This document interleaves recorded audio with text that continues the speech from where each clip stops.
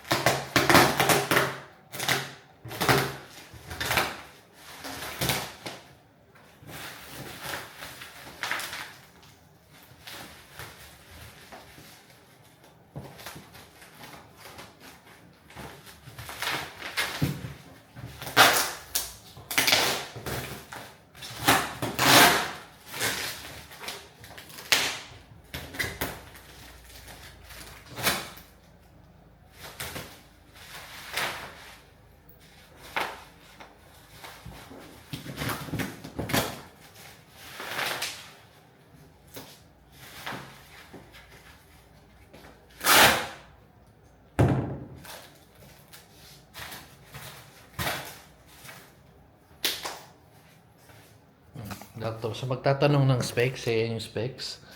Aeroflex, Ergo Chair for T2 Gaming, Graphite Black, wow, what a number, 69 by 66 by 46 yen. Okay, design in Malaysia. In Malaysia pala to.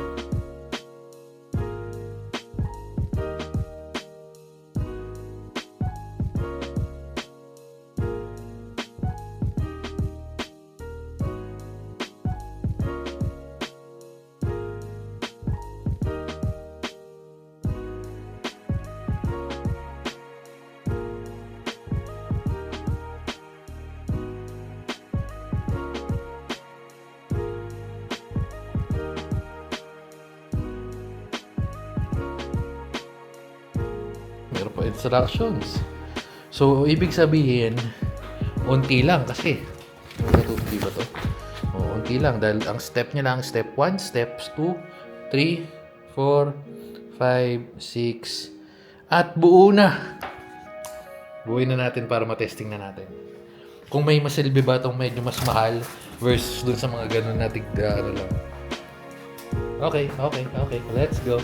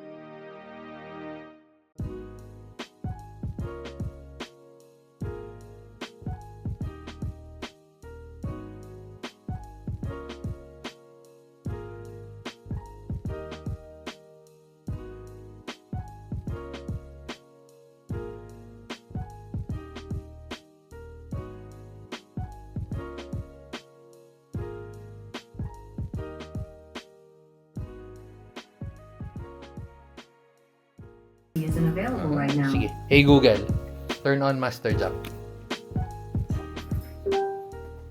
Kasi Master Jump on. tataas ko lang siya ng onte para sakto. Ito kasi ito, kaya ako naglagay niyan dyan. Kasi wala lang kasi hindi lang siya ganun ka-aesthetic dignan, pero pag inupuan mo, swabe. Pero ito kasi marami na kumuk.